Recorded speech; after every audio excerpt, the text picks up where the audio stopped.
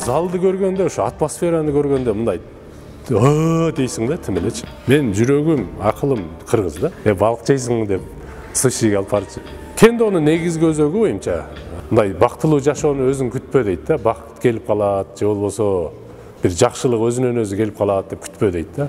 Сөзсүз сен ошол жакшылыкка, бакытка, же байлыккабы, же амалгабы мындай мүмкүнчүлүктү, шансты өзүң өзү жарат дейт да, өзүң изде дейт да. Ошол учурда бир кичине мүмкүнчүлүк сөзсүз баягындай окошко деп коет го, ошо ачылат экен да. Ошону бирок заматта кармап кал дейт да.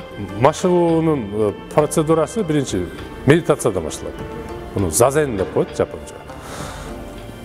Колду мондай бириктирип, моксо дегенде бардыгы залда мындай сүкүткө чөгүшөт да.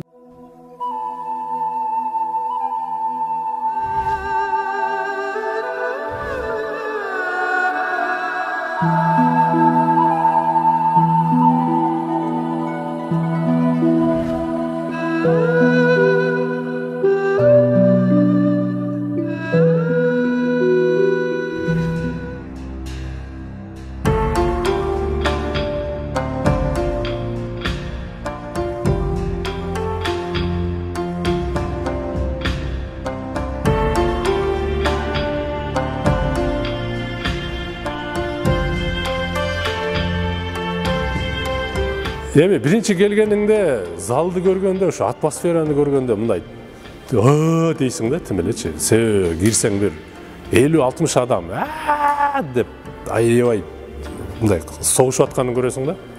Сен июнь айында машыкканда же бетиң арчый албайсың. Мындай терлер моундай кетет.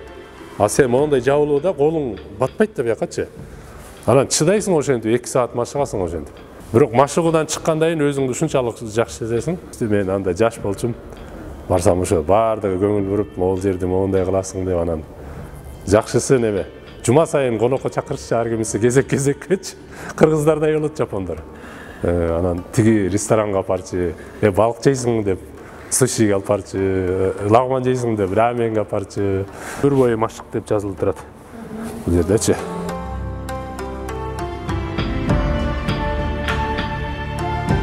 Ошо машыкканда кийишет да, себеби антпесең могу шинай деп коет да, бамбук кылыч бетке тийиши мүмкүн да.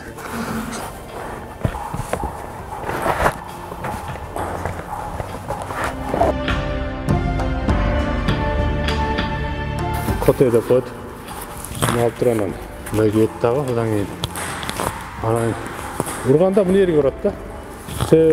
Илгери самурайларды мына жерге чапканда колун башы үзүлүп калса уже жеңилди деген сөз да, ал уже кылыч кармай албайт да.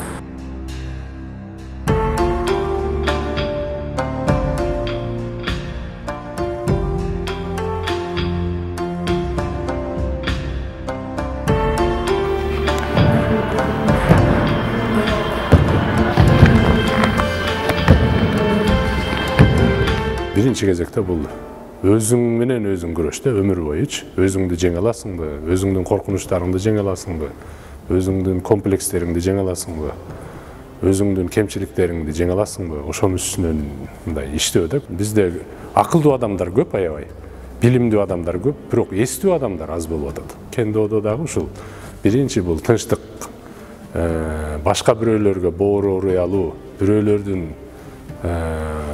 баягындай проблемасын уга биле алуу деген тарбия негизи ушу жерде жатат да.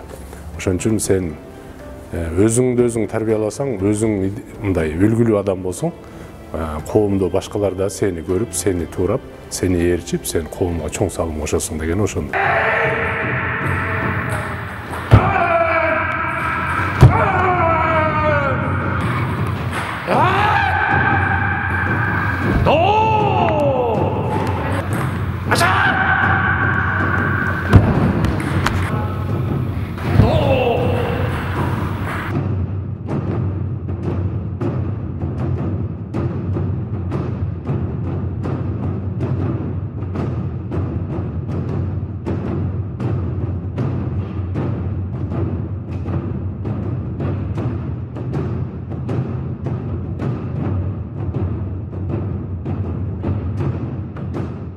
Мен жүрөгүм, акылым кыргыз да. Бирок мен Жапандан ошол сапаттарды мындай өздөштүрүп келдим деп айта алам. Бул бардык жерде биринчи талап, эч качан калпайтпа деген нерсе да. Экинчи, бардыгын так өз учурунда кыл деген нерсе. Үчүнчү, бул тыкаан тазалык.